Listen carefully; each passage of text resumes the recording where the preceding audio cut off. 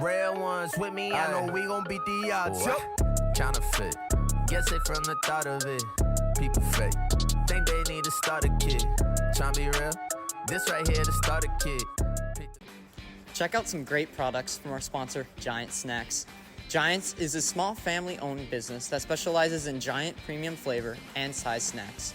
From sunflower seeds and pistachios, pumpkin seeds and cashews, Giants has all the great snacks you need. And don't forget some of the great flavors that they offer, from dill pickle to sweet Thai chili, or whatever flavor you're craving that day. Check out some of the new flavors coming out this fall with the Big Easy cashews and Big Easy sunflower seeds. Available soon online or at a store near you. And once again, thank you to Giant Seeds, because without you, we wouldn't be here. So thank you once again, and let's get back to the podcast. Welcome to Beyond the Spotlight podcast. Today we interviewed Tom Haire. He is a principal, and we learned a lot about him. He shared a lot about his life story and a lot of lessons that we're going to take with us. So make sure you guys watch until the end. Subscribe if you're on YouTube. Follow the page on TikTok, Instagram, and Facebook. And if you're listening on Apple Podcasts or Spotify, please follow the page and leave a 5-star review. They would mean the world to us. All right, thank you guys. We'll stay to the end. Enjoy. All right, welcome to the Beyond the Spotlight podcast, hosted by myself, Jack Johnson. And I'm the co-host, Aiden Hoff. Today we have the pleasure of speaking with Mr. Haire. So I have a little intro written up for you here. Today we have the pleasure of talking with my 6th grade teacher and current principal of St. Mary's Catholic School. He's one of the most hardworking, passionate people I know, and I look up to him in countless ways. Welcome to the podcast, Tom Haire. Thank you very much. Do I have to do that too? I might give you some dad jokes that will be knee slappers that you guys can use.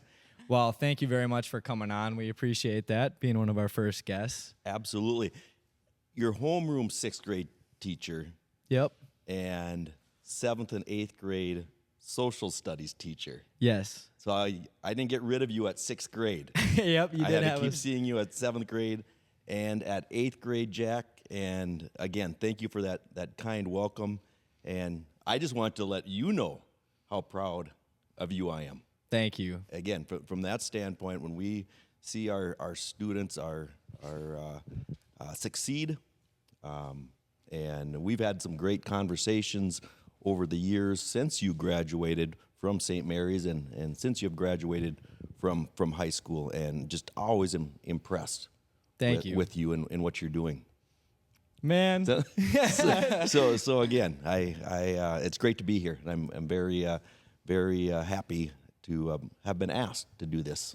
Absolutely. So we kind of just got an interview style going here. So we'll just kind of ask you some questions and get into topics and stuff like that. So, starting off, we know you're in teaching. So we just wanted to ask you how long you've been in education and what your different positions were in that.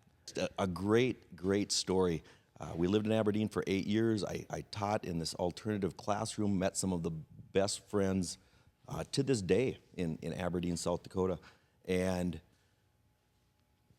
when our oldest daughter, Hannah, who's now 28, when she was entering kindergarten,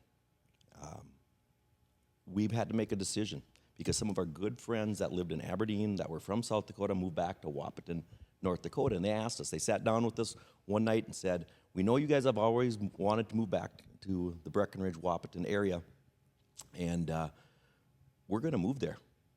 They were going to move back to this area, knew we wanted to move back to this area, and they moved back 1 year, and we moved back the next. And we lived in Wahpeton for about 5 years.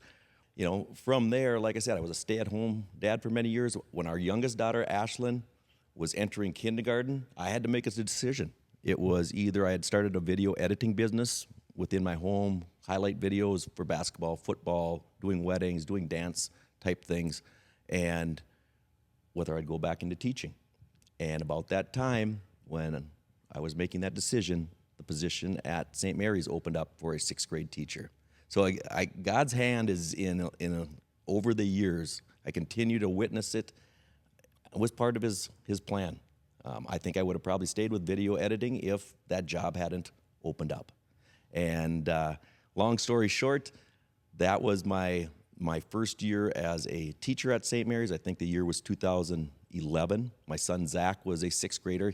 He had I had his class for my very first teaching job at St. Mary's. I had volunteered up to that point, so I knew a lot of the students and a lot of the faculty. But started as the 6th grade teacher. And then over the next several years, up until 2018, I was a teacher. And at that point, Mrs. Johnson, the principal at the time, was looking to retire, and she approached me and said, Tom, I think you would be a good fit to be the next principal at St. Mary's School. So in 2018, or actually the 2019-2020 school year, I became the principal at St. Mary's, and that's where I've been since that time. That is crazy to me because I did not know any of that stuff. Like before the 6th grade teacher part, I didn't know that any of that happened. I thought you were living in Breckenridge your whole life and then moved here, or just moved into that position. So I know you did something with video editing before, but that's an awesome story to hear. Mm-hmm. So another question that we had for you, what are some of the changes that you've brought to St. Mary's since becoming the principal? Great question. I think the big thing is the logo you see on your T-shirts right now. There's some branding we needed to do with the school. You know, we had great logos out there, but they were all kind of all over the place. And the mission that we have adopted. We have a mission statement, and if I ask Jack right now what that mission statement is, know, love, and serve the Lord. Is that it? Absolutely. But there's a longer one. Okay, I don't know. I don't know the one off right. the top of my head. And I could ask my staff. I don't know if I could even recite it right now. Sure. But it's been a huge change because it's something you can remember. Now, if I asked you what does that mean, I think most students, especially the older students, probably could tell you. That's our purpose here on earth, to know, love, and serve the Lord. I should probably ask Miles that question in the background, is he just graduated from St. Mary's. But that idea of our purpose here on earth is to know, love, and serve the Lord. And so it makes so much sense in a Catholic Christian school to have that as our mission. And what does that mean? It means in everything we do that we want to know the Lord, we want to serve him. You know, we are his hands and feet here on this earth. Know, love, and serve, and love him and other people with all our hearts. With that being said, it's a battle each and every day in my individual life for passing that along to students and families and those types of things. So that was a huge change, but it's something that it's great to hear you say that. And I think if I reached out to Miles and asked him the same thing, he would know, love, and serve. And then ultimately, we do that. That's our purpose here on earth, so that we can be happy with him in heaven forever someday. Yeah, so going from a teacher to a principal, I mean, it's not just like it's super easy, like you can do that, and not everyone has that opportunity either, right? Just express how you were feeling during that process, and like how did that feel for you? Wow. To this day, when people ask me the question, I love both positions, but what a learning curve. It's I continue to learn, and we ask that of our students, we ask that of our staff. We want to be continuous learners. So when things come up, and I don't like to use a lot of excuses. You know, it's the old saying that excuses are like armpits. Everyone has a couple, and they all stink. Yep. No, there's good. Don't get me wrong. There's good excuses out there, but that idea of each and every day, it's something new. So that's a great question, Aiden. With what was the biggest issue was going from an individual classroom where you kind of knew what your schedule was going to be and what your daily life looked like, to a principal where you're dealing with multiple classrooms. You're overseeing the overall functioning of the school, which has its pitfalls and has its benefits. Sometimes I say, I would love to just be back in the classroom. And that's not a knock against the teachers. Our teachers are incredible and work incredibly hard. But sometimes that knowing and not dealing with the changes on a daily basis, because like I said, that's both a pitfall, and also I like that too, is that the days aren't the same. And the biggest thing for me now is, instead of knowing my 6th through 8th graders really, really well, I get to work with all the students. All right. So we kind of cut you off there because of the train going by, but you were talking about how you go into the classrooms and like to rile up the kids kind of. Absolutely, and I'm an equal opportunity riler-upper, if you want to call it, if you want to call it there. As I think about it, maybe it's not just the preschool kids and the kindergartners. I might do that in the whole school. Again, I love being around the students, and they inspire me each and every day. And sometimes they make me perspire during the day too. But again, I give tours. I give tours to, I just gave one this past Saturday to the 50 and over BHS reunion students, if you can call them students. Do the math. 50-year reunion, 18 years old. Most of them are 68, 70, in that range. And what I realize is students haven't changed. Students are growing up. They're trying to discover things. They're figuring their way out in life, and sometimes they can cause issues. So I hear stories like this. Well, we got caught smoking on the roof one time. The people across the street on the bank, from the bank called, and the principal at that time. This is going back quite a few years, and you hear those stories, and I kind of go, I've never had that kind of story. And again, I might be naive as a principal. I don't know everything that goes on in our school, but I've never had that issue. Or they talk about knocking over, at one point in our school, nuns were the teachers. And they talk about two 8th grade boys knocking over a nun one time, right in the entrance Oh my goodness. of the 1965 portion of the building. And that nun, laying on her back, looked up and said, "Just let me die here." Oh no. I can honestly say I've never had a nun knocked over in our school. Again, times change, but students are students, and our goal at St. Mary's and as parents and those types of things is lead them down the right path, plant those seeds, and know that they are going to germinate someday. And even if at that time they're giving you a run for your money, never lose that relationship. Never turn them off from education, from growing in their love of the Lord. And you can do that even in the most troubled times. So, but overall, I can't praise our students enough for how they've grown up. If I can share a short story. Quickly before you do that, if I could ask a follow-up question. There we go. That might have been me. So when you have problems between students or a student misbehaving, how do you discipline that student while still following the Catholic teachings? Like, how do you explain that to them, or like a detention, or what do you guys do there? Right. Depending on the severity, most of them can be handled with the teacher.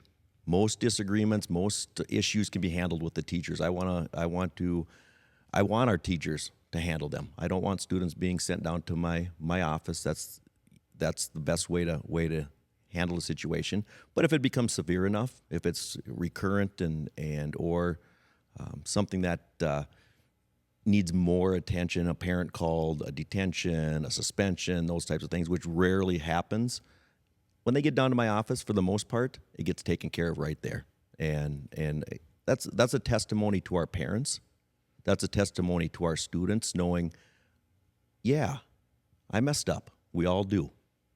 And how do you follow it in your Catholic faith? As I mentioned earlier, understanding that you're going to sin, that you're going to make mistakes, but we are a forgiving people. And as long as you're willing to make up for it, and whether it's serving detention, whether it's apologizing, whatever it may be, that's where the truly the teachings of Christ come in. That's who Christ was. You're going to mess up. You sin no more, and you go forward and do your best. And if it keeps happening, keep coming back. Keep trying to do better. And that's what we have with our students, with our parents, everyone involved. So I really like that. For those of you that don't know, I'm from a public school, so that's a little bit different from what I growing up was like. If I got in trouble, let's say I got to the principal's office. It was rare if that happened, right? But it wasn't those teachings, because it's not like it's not that it's important, but in public school they don't want to preach that, right? Because everyone has different views and different values and stuff like that. But I really like that you can bring God into it when when you're not necessarily punishing a kid, but just teaching them and allowing them to open up and see, hey, I did something wrong. You know, I just think that's really cool and a lot different from what I'm used to hearing too. So Very good. And Christ is the reason for our school. And that's not a knock on the public school. We have great teachers in the public school, and they set great examples for the students. But that's the basis, as we talk about know, love, and serve, of who we are. And being able to use the teachings of Christ for that is, thanks for sharing that, because that is very, very beneficial. So you had a story you said you wanted to share? Well, Mrs. Finkel, our 8th grade teachers, had the 8th graders this past year. This past year, our 8th graders were just a class of 4. Yeah. Dude, Miles looks worried behind the camera right now. No, Miles should not be worried. And again, I'm not going to embarrass Miles here. This isn't embarrassing. But Miles could tell you, and he tells you in this list write-up that Mrs. Finkel had them do, what St. Mary's did for him. So I'm going to read that at this point. It's one of the longer ones I've ever seen. But he has a lot, that's my fault. He has a lot of good information in here. So here's what he has, because they are the last graduating class of St. Mary's in the old school too. And I'm sure we'll talk a little bit about the new school going up. But it says, this is what Miles wrote. It feels really good to be the last graduate of the old St. Mary's school. St. Mary's means a lot to me in that it taught me how to be a good person, how to help people. I feel that overall St. Mary's has made me such a good, respectable person. They have taught me how to respect people, how to manage time well, and how to be a good friend. My favorite memory has got to be going to ELC. It was so fun getting to just leave my phone off and learn about Minnesota's nature. Overall, St. Mary's is by far the best school in Breckenridge, Wahpeton, in my opinion. And this is Miles' sense of humor. His very last sentence, I appreciate how they taught us how to write cursive. And then he wrote in cursive on here. And then he said, I don't know if that's right. But it looks very good, Miles. It's great. So again, to get that feedback from 8th graders, to get that feedback from alumni, we hear it all the time, is just how important their education at St. Mary's was and pays dividends down the road. 100%. Speaking from experience, like St. Mary's was like the best thing. So many amazing memories. And speaking to ELC, if I could talk about that for a second. So ELC, I'll just let you explain it from your side. Right, Environmental Learning Camp. It's a week-long adventure for our 8th grade students, and I believe, I might get this number wrong, over 40 years. My wife, Christy, hopefully I'm not giving away her age, was one of the first classes, I believe, that went on this trip. And as Miles mentioned, it was wonderful. There's a lot of apprehension sometimes of students going. In this day and age, I don't know if you were at that point, Jack, that you had a phone. Yeah, we did bring our phones with, but we got them taken. Right. And just that understanding, again, that in this day and age where your phone is basically connected to you, it feels good to give it up every once in a while and really experience what's going on around you. So Miles probably, or you guys could probably explain it better than I could. There are just so many fun things, the night hikes and the ice fishing and all those things that maybe some of you have experienced before, but for a lot of students, that's not part of what they do in the winter. And so it's science, it's PE, it's just about every class is in a nature-filled setting. What town is that in again? Is that like Wolf Ridge? Is that what it's called? It's the Wolf Ridge Environmental Camp. It's by Ely. Yes. Yeah, so basically what it is for Aiden, because Aiden was not able to go. I wish he would have came to St. Mary's. But anyways, so basically we all take a trip up to Ely. We fundraise for this camp the whole school year. And I think in years before too, but you as your class gets to pick it was called classes too at this camp. And like there's an ice fishing one. There was one how to build igloos, cross country skiing, There was a planetarium, I think there was there, and then like the night hikes, we'd go out and go hike, basically just like in the middle of nature, and it was just amazing to be there. It was a really big experience for me and a lot of the students that get to go to St. Mary's. So I just wanted to touch on that and share that if you're like looking to bring your kid to St. Mary's, that's just another one of the benefits. And they still go there, don't they? They do. Yeah, because Miss Holacek she was like the main person for it, right? She loved it. Right. And so she retired when I graduated from St. Mary's. And so I know that she continued to go for a couple years after. But I was just curious if you guys still went there every year or... We do. Mrs. Finkerl, our PE teacher and our 8th grade homeroom teacher, now heads that up. And again, just loves it and continues to be one of those memories. If we asked 8th graders over the many, many years what is one of their favorite memories, that always comes up. And what a great bonding experience with your class. 100%. That's another thing that I just wanted to touch on quickly about St. Mary's is the bond that you have with your classmates.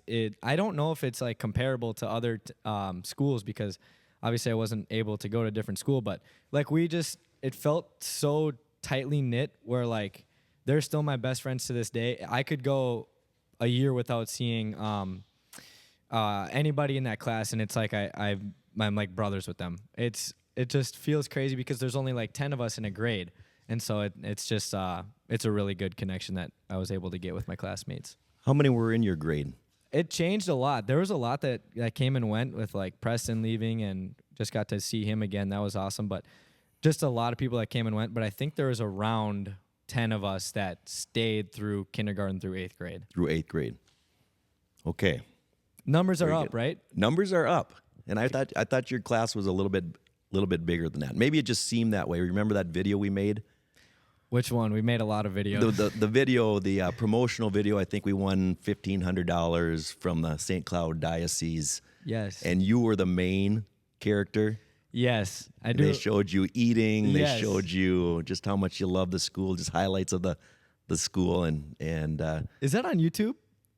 It is. I don't believe it's out there. Okay, shucks. I was gonna say we could play it. I have react it. To it, but I have it. So if you want that video, it's there. And again, highlights what we do at St. Mary's. And when you start talking about that, I start remembering some of your classmates and how much fun John Eaton. I think you two sitting at that table and he's waking you up and you say 3.14. All those things that we planned out to make a great video. If you could send that to me, I'd love to pop up a clip of it so I can share what it was. But we were like, what, 5th grade? No, it must have been your class. It was 6th grade. Yeah. And then I also remember we made another video, or was it the same video where Riley and Ethan, what did they say? Math is fun, or something like that. I love tests, or Ethan said something like that. What were you going to? Yeah, that's all part of the same video. Okay. It is. Perfect. I can't. I've said that. Say? I've said that so many times. Oh no. Yeah, I love math. Something like that. Tests are fun, or something like that. That was on the board. Rachel Gowan was lead. She was the teacher. Yeah. As you start talking about it, maybe it'll come to us. Yes. I have an excuse. I'm old. I don't know what your excuse for not remembering is. You have a lot of kids that come through that class. It's my one time being a 6th grader. Sure. You'd think I'd remember it. Check out some great products from our sponsor, Giant Snacks. Giants is a small family-owned business that specializes in giant premium flavor and size snacks. From sunflower seeds and pistachios, pumpkin seeds and cashews, Giants has all the great snacks you need. And don't forget some of the great flavors that they offer, from dill pickle to sweet Thai chili, or whatever flavor you're craving that day. Check out some of the new flavors coming out this fall with the Big Easy cashews and Big Easy sunflower seeds. Available soon online or at a store near you. And once again, thank you to Giant Seeds, because without you, we wouldn't be here. So thank you once again, and let's get back to the podcast. Anyway. Yeah, the big pull that I took from there, because these two know each other, so I'm listening. It's good. But the smaller class size, I think that's important. I graduated with 350 students. Now, granted, that's from high school. But that bigger group, sometimes you don't get as close. And then these different groups form, and it's just not as knit tight, and I have friends who are from smaller schools, and it seems like they get really close with those friends. And I think that's great. And you guys are still able to talk to each other about these memories, and it was very memorable. So I just think that that's super cool. Absolutely, and we talk about that quite a bit. The class sizes are getting bigger. Our second grade class this year is going to be 23. Our first grade class is 14, and then our kindergarten are going to be 20 again. But average size is around 12. And so you have those situations where absolutely you're bonding because you are, whether it's with your immediate class, the class that you're in, in junior high at St. Mary's, you're getting together with the 6th through 8th graders, but that overall setting. And I say this all the time. It's not that and I think Aiden, you're speaking to this, is it's not that these schools are bad. It's just that as they get bigger and bigger, that closeness is tougher to do. Yeah. And to add to that, from a teacher's perspective, I'm sure it's harder to get close to each student when there's so many of them. Right. Absolutely. Good point. So with the class sizes getting bigger, do you think that has to do with the new school that's being put up? I don't. I think it's what we have at St. Mary's. The teachers, the staff are the most important part of any building. The workers at any business are the most important part of making things work, establishing that culture that you want kids to, and that education you want kids to experience. Does it help having a brand new building? Absolutely. Does it enhance a student's education? Absolutely. And that's why we're so excited about the new school. So when I get that question right now, some people were telling me, boy, you build that new school and it's just going to fill up. Well, if you have a 3rd or 4th grader going to school in this town, we have good schools. Parents aren't going to just say, well, it's a new school, let's move over there. It's the staff again. It's we're going to stay where we're at. Where I do see the possible growth is in the classes coming up, the preschool, the kindergartens, and establishing that once you've experienced a St. Mary's education. And that's what we hear all the time, students that have come to St. Mary's, let's say in 4th or 5th grade or one of the older grades. A lot of times the parents will say, we didn't know what we were missing. But it's tough to pick up when your child is in one of the upper grades to all of a sudden move. So that's where I see the growth coming is that continuous growth in the preschool and kindergarten program. All right, so give us a little bit of backstory on why build a new school and how the building process has been for that, your time frame, everything to do with the new school. Wow. We don't have a lot of time, do we? Yeah, I'm sure you could talk for hours about it. Maybe a concise version. Okay, very, very good, because this is a project that's been going on in 1997. In 1997, right, the flood year, there was a lot of talk about updating St. Mary's School. So 1997 doesn't seem too long ago, but I'm doing my math quickly. That's 27 years ago. So it was a while back. And then they did some feasibility studies. They did some drawings, those types of things, but nothing really happened until about 12 years ago. Someone gave a donation to the school. I think it was $50,000 and said, replace the windows. Well, the school needed a whole lot more work than windows. And instead of just putting in $50,000 to windows and the rest of the schools continuing to deteriorate, that's really got the conversation started again. And long story short, that was, like I said, 10, 12 years ago. With the leadership at that time, Father Pop, Mrs. Johnson, I started on that committee too right away with 10, 12 years ago. We got the process going. Long story short, we raised more money than what the feasibility study did. We started a capital campaign, and they said, probably $1.5 million you could probably raise. And we came in with about $4 to $4.5 million. Wow. At that time, about a $7.5, $8 million project. And that project at that time was to remodel the old school. Let's remodel the old school. Well, what they found is when they started doing the core samples on the foundation is you can remodel, but you don't want to do it on an old foundation. And so that's where it shifted from, Jack knows where our school sits now, Aiden might not, but that's where it shifted from remodeling the old school to moving it across the street. And not only moving it across the street, but possibly connecting it to the church. And so that project you see, the new building that you see sitting there, we were at about $4.5 million of an $8 to $10 million project, and it was kind of dead in the water. We got the money, there was a lot of momentum, but how do you finish an $8 million to $10 million building when you only have 4.5? So about 2 years ago, it was this purpose that you have on your shirt.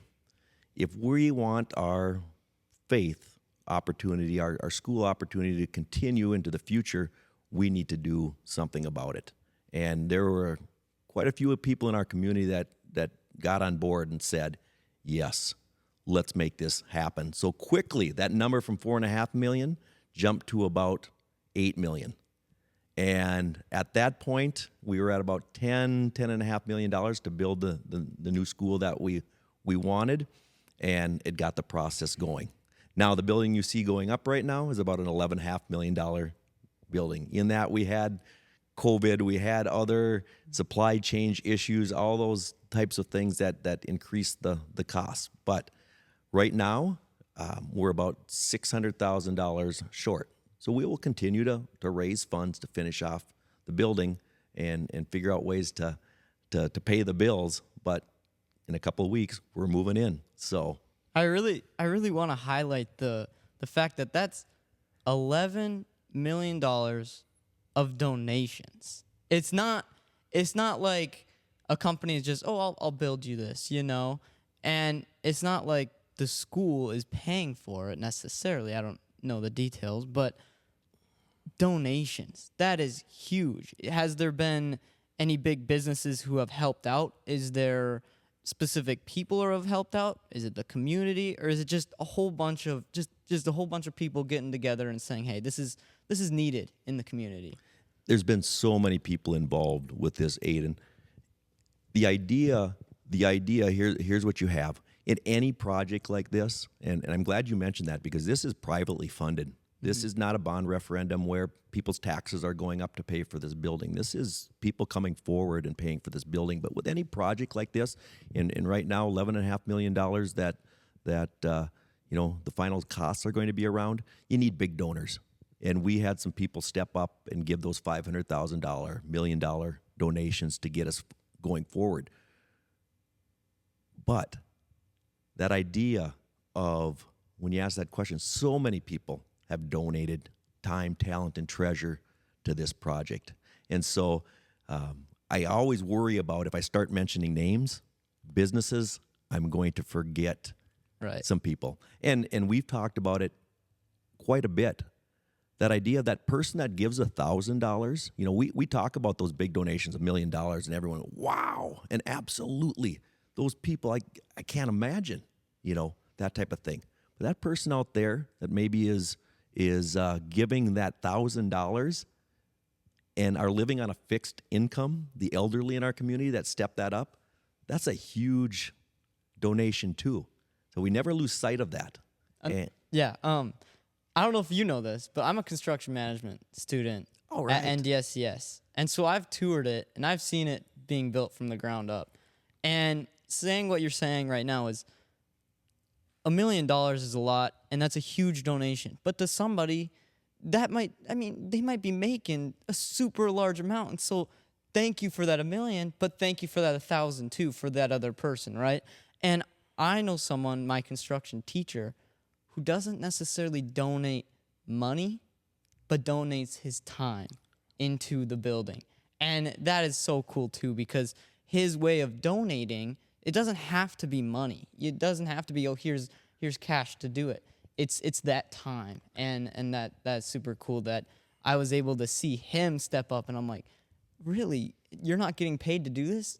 I'm choosing to donate. Absolutely. And between Gas Construction, our general contractor, this is where I get myself in trouble, Ellert Excavating, Crump Crump Construction doing the concrete work, Somerville Electric, Scott Elberson with the solid technology. Those people, when you look at what they've done, a tremendous amount has been in kind. They've gone above and beyond. You ask Somerville's to do something, and you know if it was another, I can't say that. I don't know for sure. But a company that didn't have the relationship with St. Mary's, you're getting charged for everything, where they just, we'll take care of it, we'll take care of it, we'll take care of it. They've done that with the old school, but they've stepped up and done it with the new school too. And so there's so many stories like that. We had the Knights of Columbus coming in, putting in ceiling tile to save us money. We've had parents and grandparents and just people wanting to help out, cleaning the building. We had a furniture delivery on Monday this past week. It would have cost $14,000 to have the company do it. Well worth it. Again, they need to be paid too. We had volunteers step up, get the furniture in the building. They've been putting it together all this week. And so those types of things, this is truly a community project. The football teams, Carson Yegi, an alumni of St. Mary's, having the football team, thank God, carry over the interactive boards that weigh a couple of 100 pounds. That was me. You wouldn't see me sitting in front of you today. I would be up in a hospital bed someplace. The volleyball team moving over boxes. Just it's doesn't surprise me, but it surprises me how many people have been involved in this project. So the guys at Somerville, they were all alumni of St. Mary's, is that right? Yes. I do remember I worked there my freshman summer going into sophomore year, and they would donate me my time. They would still pay me, but they would have me go to St. Mary's and help. So that's just another thing with something that those guys did. Don't sell yourself short. Well, I was getting paid, so I wasn't like I wish I could be like, well, I came over and helped on my own time. But again, when you and Ty Warrington call me about playing basketball and stuff, and then you ask the question, "Is there anything to do?" We put you to work. You weren't on the clock. You weren't on the clock then, but you put together, I think, some furniture for Mrs. Beal. Well, within the last couple of years, and gotta help because in some way we have to help. Everyone, like you said, everyone kind of comes together for it. I'm an alumni too, so I feel like I owe it to St. Mary's to help when needed. Like you say, it's not like a government-funded school, so it's like everyone kind of works together on it. Another question that I had for you about the new school, what would be your favorite change from the old school to the new school? One thing I want to note, my favorite change is the new gym. The old school, you can't fit an adult person's foot between the corner 3-point line and the out of bounds line. And this new school, I step in the gym and it's just gorgeous in there. You got 6 amazing hoops that all come down from the ceiling. So what would be your favorite change from the old school to the new school? Air conditioning. Yeah, that is going to be one of those. That's going to be one of those things. No, it's just overall that the project, as I mentioned earlier, the staff's the most important thing. But those little things, you can remember some of those days in the 6th grade classroom where it was 85 degrees, 90 degrees, not a good environment for an education. So what I see happening is it's just going to take it to that next level overall. We're used to air conditioning. Now this shop right here, you might not be used to air conditioning. You might be seeing, be seeing my upper lip sweating a little bit here. But just that overall feel, when you walk into something new, it's your whole attitude changes. When you walk into a hot building compared to a climate controlled building, whole attitude changes. And that's going to go for the staff, that's going to go for the students. But as you walk around there, I love the gym. I love the social hall. I love the classrooms. I love my office. I love the STEM lab. That's going to be huge. A great place to bring students together. I don't think there's a spot in there that I can pinpoint. I walked into the library this morning. I was going to text Mrs. Beal. She's been doing a tremendous amount of work this summer to get the books over there. The shelving was put in place this week. The furniture arrived. I was saying to myself, the library might now be my favorite place to walk into, just because it's so inviting for the students. Just going to be another great space in that school. So how tight is the Sorry, Aiden, if I cut you off there. I was just going to ask a quick follow-up question. How tight is the window between school being done and students coming in, or is it kind of meshed where there's still going to be stuff that needs to be done when school is in session? Right. If we started school today, we'd be all right. Okay. In the next couple of weeks, there's going to be a lot of finishing touches. This past week was moving the furniture in, getting classrooms set up. This next week is going to be a lot of cleaning, and the following week is when we start in-service. So there's some things to be done, but it's going to be continuous. When you look on the walls right now, I had a decorating committee come in a couple of weeks ago, and I was kind of in a panic. What's going to go on the wall? Where's the display cases going to go? Those types of things. They told me, slow down. We have time. So there's going to be things that we continue to add. You walk up to the front door, there's no landscaping right now.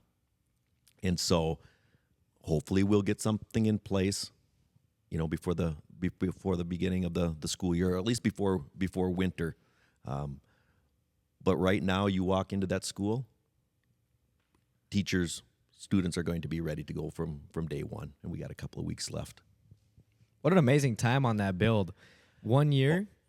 Was it 1 year? It's just about a year and a half? about 15 months. Wow. And that's what they predicted, and that's where we're at. But, you have those things flash up on your phones 1 year ago, that type of thing, and it's like, wow. What a winter we had to do it, too. What a winter. Not much snow. That was, perfect. Here's some of the decisions we had to make. Because, again, as I mentioned earlier, we have about $600,000 still to raise. And so what you see is a very functional building. It's doesn't have a lot of bells and whistles, except if you walk in the gym and those types of things.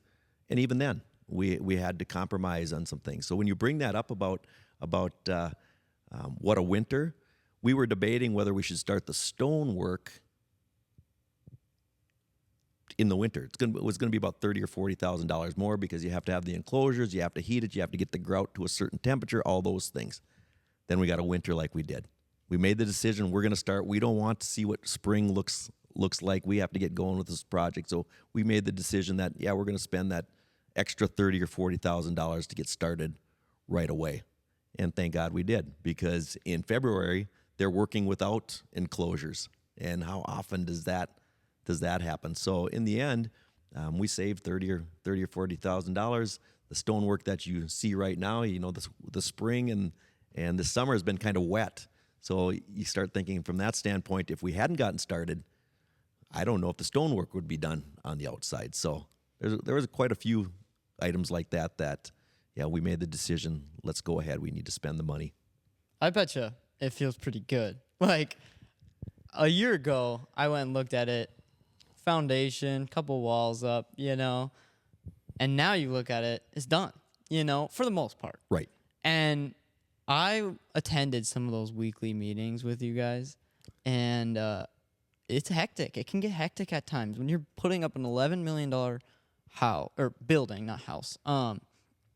In that short amount of time, there's a lot that needs to be done every single week. And now you can look at it and be like, we got, we're good. Right. For the most part, everything's going to be okay, and it's been good. And we're hypercritical. When you move into a new house or a new building, you want everything just right. So they have punch lists that they go through. And I apologize, Aiden, if I had met you before at one of those. Maybe. There's so many students, so I understand. Construction meetings. So as you bring that up, you know some things about the project, but that idea of you walk through, and that's when I say we could start school today, but there's continuing, people walking through. We have to adjust doors and making sure they're closing properly. All those expectations you have, whether you're walking into a new house or a new building, that it's taken care of. But again, gas construction has been outstanding. Shane, the on-site supervisor, it was one of those things that something needed to be done. He got it done. And Brandon Cook, who is overall overseeing our project for gas, tremendous job. Okay, so taking it back a little bit, you were a Breckenridge High School wrestling coach. Yes. So tell me a little bit about that, and maybe what you learned as a wrestling coach that you might have brought to the school, or what you learned at the school that you might have brought to the wrestling practices and as a coach. Great question. I should have probably thought of that before I start speaking to it. There's so many things that are relatable. between a principal and a teacher and a coach. I feel like a lot of it does is. mesh. It is. It's bigger. It's bigger than at any given. It's bigger than winning. It's bigger than education. And I tell people that is, we can provide a great education, but those life lessons that a sport provides, those life lessons that students need to take with them, are more important than academics, more important than winning a state championship. It's those little things that you learn that make you successful in life. Everyone wants to be a state champion. Everyone wants to be a professional athlete. Everyone wants to be very, very, very smart and get straight A's. Maybe not, but again, depending on what kind of effort you have to put into it. But those aren't the most important things. You know, your love of God, and again, being a coach in a public school system, you can establish that. You know, we can't preach our faith like we might in a Catholic school setting, but by the way you live, by encouraging students, it's amazing how students pick up on that, and they are the ones that can share their faith at that point. But the discipline, all those types of things that come along with being a good student or a good athlete, things that you can take with you, I would say is where I see the similarities. And I love coaching wrestling. I coach youth wrestling. I loved coaching the high school wrestling team. The reason I got out of it, and hopefully I'll get back into it, especially on the youth level again, is because I like passing along some of those life lessons. The reason I got out of it was with the new school building, there's only so many hours in the day, but loved coaching wrestling, and my son was going through at that time some great stories there when you talk about passing on life lessons. He didn't like to hear life lessons or even coaching from me. I can imagine. There's that relationship sometimes you have with your parents that's different than the coaches. So Coach Erlinson would step in at those times, and same thing with his, you know, kids. And I had the privilege of coaching Daniel also. The relationship between a dad and son, in the end, incredible. In the midst of a hard practice, that type of thing, a lot of times Zach didn't want to hear anything from me, and Daniel didn't want to hear anything from Eric, and again, that's when you step up as more of that coach. And Zach won state, is that right? No. No? Zach went to state. Okay. Zach is one of those athletes that when you talk about hard work, that's what he had. Coordination, didn't have a lot of it, and we joke about it to this day. He was. I'll brag him up a little bit. He was one of those guys that played basketball up until his 8th grade year and wrestled also. I took him to wrestling practices, those types of things. His friends at St. Mary's, you know, Noah Christensen and Sam Bach and the Gowan boys and all those, again, best of friends, those types of things. So he wanted to be with his friends, but also, you know, enjoyed wrestling, wanted to do what his dad wanted him to do.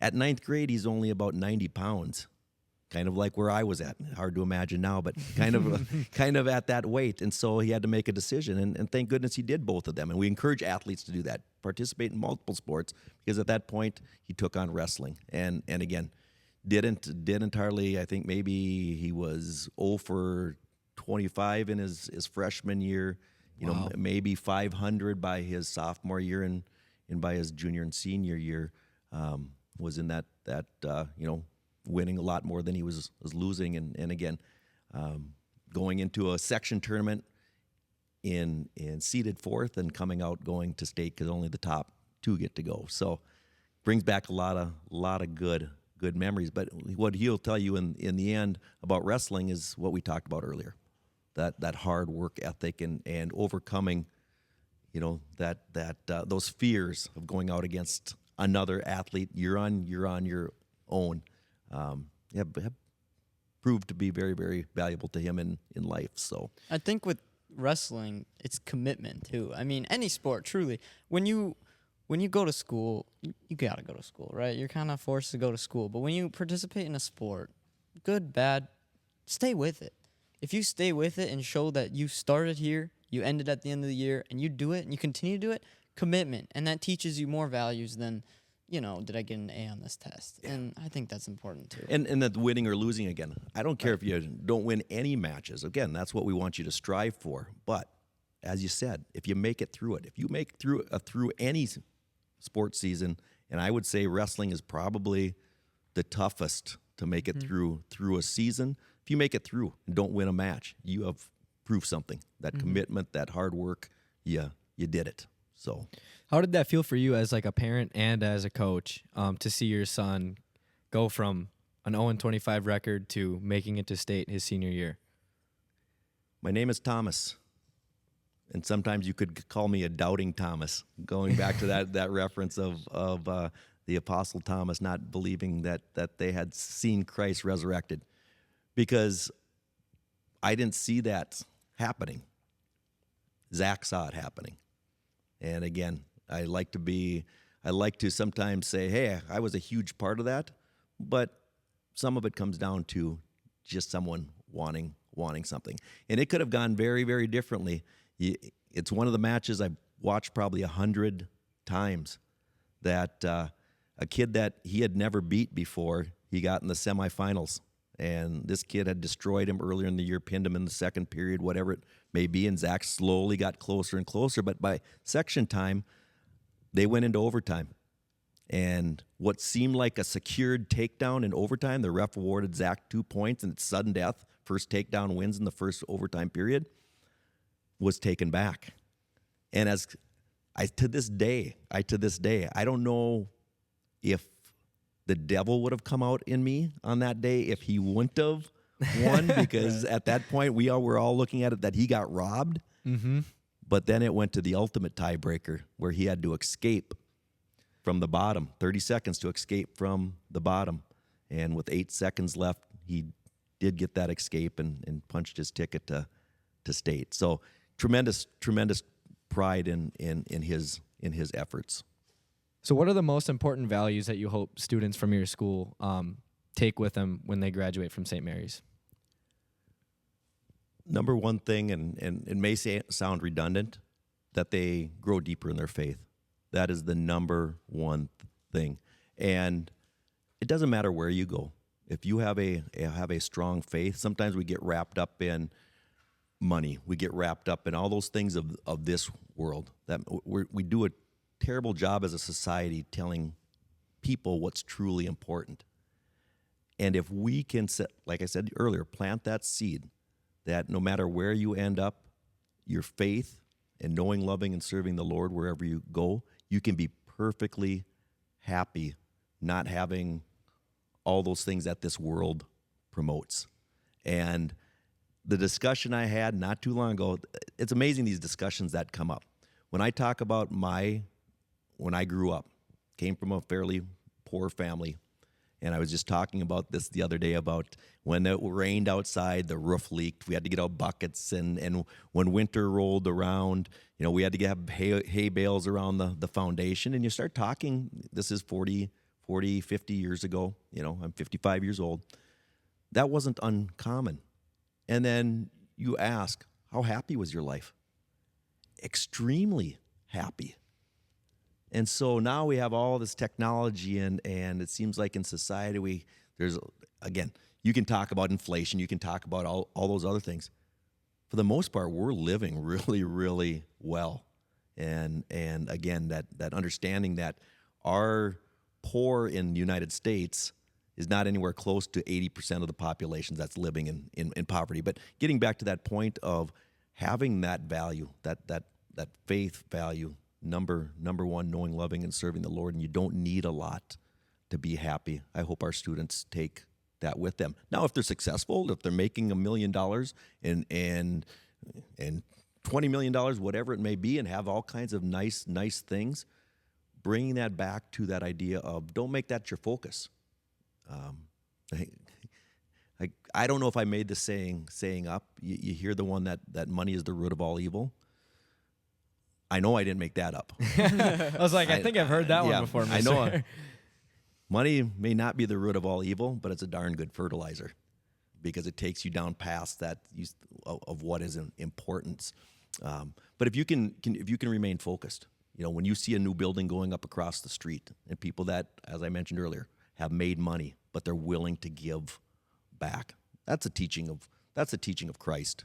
That's that idea of money isn't necessarily the root of all evil, but again, what do you do with it? Are you there to help people to know, love, and serve the Lord? Are you there to provide for the poor? Are you there to help spread the faith? All those types of things. So I think that would be number one. And I don't think you can go much past that. All those other things fall under that category of again, just living your life, a faith-filled life in Christ.